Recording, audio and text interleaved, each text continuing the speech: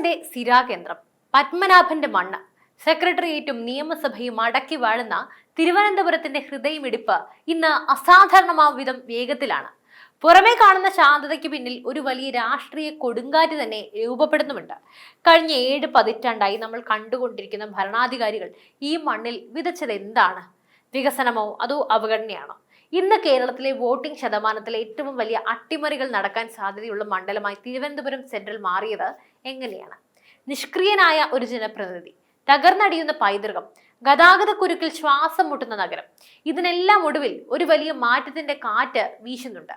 കൊച്ചിയിലെ മോദിയുടെ ആ വലിയ സമ്മേളനവും മണ്ഡലത്തിലെ പുതിയ സ്ഥാനാർത്ഥി ചർച്ചകളും എങ്ങനെയാണ് ഇവിടുത്തെ വോട്ട് ബാങ്കുകളെ പിടിച്ചുലയ്ക്കുന്നത്?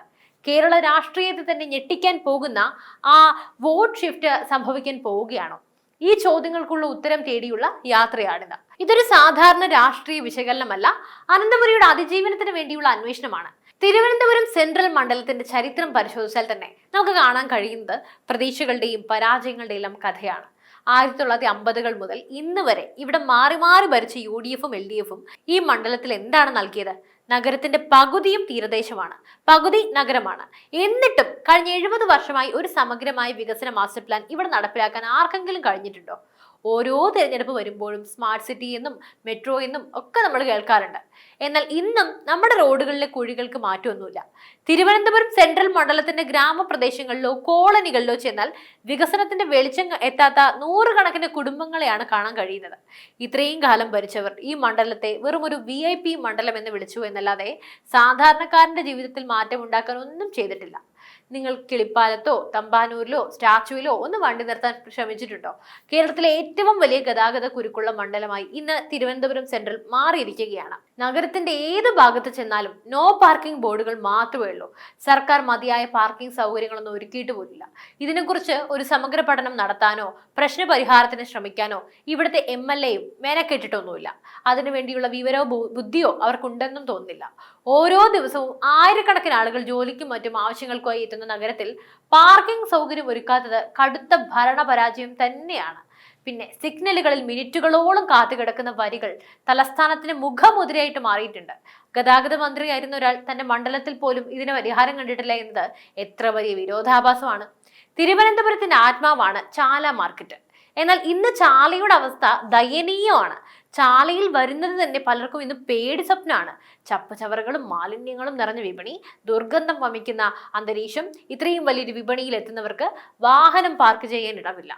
അതുകൊണ്ട് തന്നെ ആളുകൾ നഗരത്തിലെ വലിയ മാളുകളിലേക്ക് മാറുകയാണ്. ഇത് നമ്മുടെ ചെറുകിട വ്യാപാരികളുടെ ജീവിതമാണ് വഴിമുട്ടിക്കുന്നത്. കിളിപ്പാലം ജംഗ്ഷനിൽ നിന്ന് നോക്കിയാൽ ശ്രീ പത്മനാഭസ്വാമി ക്ഷേത്രത്തിന്റെ ഗോപുരം കാണുന്ന രീതിയിൽ ചാലയെ വികസിപ്പിക്കണമെന്ന് പതിറ്റാണ്ടുകളായി പറയുന്നതാണ്. എന്തുകൊണ്ടാണ് അത് നടക്കാത്തത്? ചില പ്രത്യേക താല്പര്യക്കാരെ സംരക്ഷിക്കാൻ വേണ്ടി ചാലയെ വികസനത്തിൽ നിന്നും മാറ്റി നിർത്തുകയാണോ? നിലവിലെ MLA ആന്റണി രാജുവിനെതിരെ ഉയർന്ന ആക്ഷേപങ്ങൾ ഗൗരവമുള്ളതാണ്. കേവലം രാഷ്ട്രീയ ആരോപണങ്ങൾക്കെല്ലാം അപ്പുറം ജനകീയ പ്രശ്നങ്ങളിൽ അദ്ദേഹത്തിന്റെ അഭാവം ചർച്ചയാകുന്നുണ്ട്. ഞാൻ പറയുന്നത് ജട്ടിക്കേസാണ്, തുന്നൽ മാറ്റിയ കേസ് അറിയാമല്ലോ. നിയമത്തെ വെട്ടിച്ച് കടക്കാൻ ശ്രമിച്ചുവെന്ന ആരോപണം നേരിടുന്ന ഒരാൾ ജനപ്രതിനിധിയായി തുടരുന്നത് ആ മണ്ഡലത്തിന് തന്നെ നാണക്കേടാണ്. തന്റെ അധികാരം ഉപയോഗിച്ച് കേസുകളിൽ നിന്നും രക്ഷപ്പെടാൻ ശ്രമിക്കുന്ന MLA എപ്പോഴാണ് ജനങ്ങളുടെ വികസനമൊക്കെ ഒന്ന് കണ്ണു തുറന്ന് കാണുക? BJP അവതരിപ്പിച്ച കുറ്റപത്രം ശരിയാണെങ്കിൽ ഇത് തിരുവനന്തപുരത്തെ ജനങ്ങളോടുള്ള വലിയൊരു വഞ്ചന കൂടിയാണ്. ഇനി നമുക്ക് നേരെ ശംഖുമുഖത്തിന്റെ അവസ്ഥയിലേക്ക് വരാം. ശംഖുമുഖം റോഡ് തകർന്നപ്പോഴും ആറാട്ട് മണ്ഡപം അപകടത്തിലായപ്പോഴും MLAയുടെ ഭാഗത്തു നിന്നും കാര്യമായ ഒരു ഇടപെടലും ഉണ്ടായിട്ടില്ല.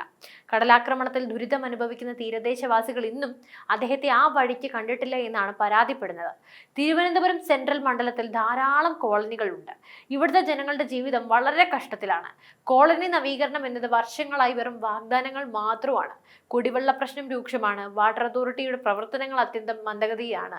കഴിഞ്ഞ പൊങ്കാല കാലത്ത് വെള്ളമില്ലാതെ ഭക്തർ അനുഭവിച്ച കഷ്ടപ്പാടൊക്കെ ഈ ഭരണകൂടത്തിന്റെ പരാജയത്തിന് തന്നെ തെളിവാണ്. പാവപ്പെട്ടവർ താമസിക്കുന്ന കോളനികളിലെ ഡ്രെയിനേജ് സംവിധാനങ്ങൾ തകരാറിലാണ്. എന്നിട്ടും ഇതിനൊരു പരിഹാരം കാണാൻ MLA തയ്യാറായിട്ടില്ല.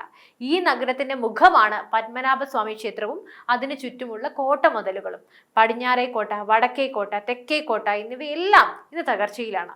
പൈതൃകം സംരക്ഷിക്കാൻ കഴിയാത്തൊരു ജനപ്രതിനിധിക്ക് എങ്ങനെയാണ് ഒരു നഗരത്തെ നയിക്കാൻ സാധിക്കുക?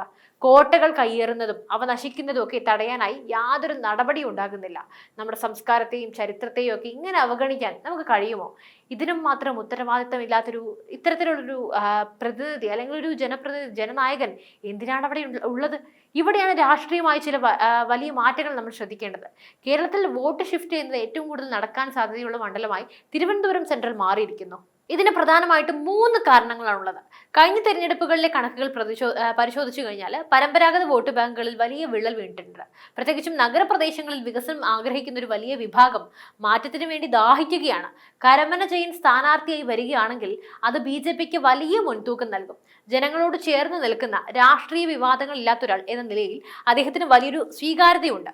കൊച്ചിയിൽ നടന്ന ധീവരസഭ സമ്മേളനം തീരദേശത്തെ വലിയ രീതിയിൽ സ്വാധീനിച്ചു കഴിഞ്ഞു. കടലാക്രമണത്തിലും മറ്റും ദുരിതം അനുഭവിക്കുന്ന തീരദേശവാസികൾക്ക് കേന്ദ്ര സർക്കാരിന്റെ പദ്ധതികളിൽ വലിയ പ്രതീക്ഷയുണ്ട്. മോദിയുടെ വികസന നയങ്ങൾ കേരളത്തിലെ തീരദേശത്തും ചർച്ചയായി കഴിഞ്ഞു. ഭാരതം ഇന്ന് ലോകശക്തിയായി വളരുകയാണ്. ആ വികസന പാതയിൽ നമ്മുടെ തിരുവനന്തപുരത്തിന് എവിടെയാണ് സ്ഥാനം? നരേന്ദ്രമോദി വിഭാവനം ചെയ്യുന്ന വികസിത ഭാരതം എന്ന സ്വപ്നത്തിൽ തിരുവനന്തപുരം പോലെയുള്ള തലസ്ഥാന നഗരികൾക്ക് വലിയ വലിയ പ്രാധാന്യമുണ്ട്. സ്മാർട്ട് സിറ്റി പദ്ധതികളും കേന്ദ്രത്തിന്റെ വിവിധ വികസന ഫണ്ടുകളും കൃത്യമായി ഉപയോഗിച്ചിരുന്നുവെങ്കിൽ ഇന്ന് തിരുവനന്തപുരം ലോകോത്തര നിലവാരത്തിലുള്ള നഗരമാവുകയായിരുന്നു. അഴിമതിയും നിഷ്ക്രിയത്വവും ഇല്ലാത്ത ഒരു ഭരണം വന്നാൽ മാത്രമേ താമര വിരിയൂ എന്ന് ജനങ്ങൾ വിശ്വസിക്കാൻ തുടങ്ങിയിരിക്കുന്നു. മാറ്റം എന്നത് പ്രകൃതി നിയമമാണ്. 70 വർഷത്തെ അവഗണനയ്ക്ക് വിരാമം കുറിക്കാനായി തിരുവനന്തപുരം സെൻട്രൽ ഒരുങ്ങിക്കഴിഞ്ഞു. വികസനമില്ലാത്ത, അഴിമതി നിറഞ്ഞ, ജനങ്ങളെ വഞ്ചിക്കുന്ന രാഷ്ട്രീയത്തിന് ഇനിയും അവസരം നൽകണോ എന്ന് നിങ്ങൾ തന്നെ ചിന്തിക്കുക. ഗതാഗത കുരുക്കില്ലാത്ത, വൃത്തിയുള്ള ചാലയുള്ള, സുരക്ഷിതമായ തീരദേശമുള്ള, പൈതൃകം സംരക്ഷിക്കപ്പെടുന്ന ഒരു തിരുവനന്തപുരത്തിനായി നമുക്ക് സ്വപ്നം കാണാം. അതിനായി ആര് വരണമെന്ന് അനന്തപുരി തന്നെ തീരുമാനിക്കട്ടെ. ഇത്തവണ തിരുവനന്തപുരത്ത് മാറ്റത്തിന്റെ പുതിയൊരു അധ്യായം കുറിക്കപ്പെടുമോ എന്ന് കാത്തിരുന്ന് തന്നെ കാണണം. എന്തായാലും നമുക്ക് വരുന്ന റിപ്പോർട്ടുകൾ പ്രകാരം തീർച്ചയായും വലിയൊരു വോട്ട് ഷിഫ്റ്റ് തിരുവനന്തപുരത്ത് സംഭവിക്കാൻ പോകുന്നു. എന്തായാലും നിങ്ങളുടെ അഭിപ്രായങ്ങൾ താഴെ കുറിക്കുക. മറ്റൊരു വിഷയമായി വീണ്ടും എത്തും വരെ നന്ദി.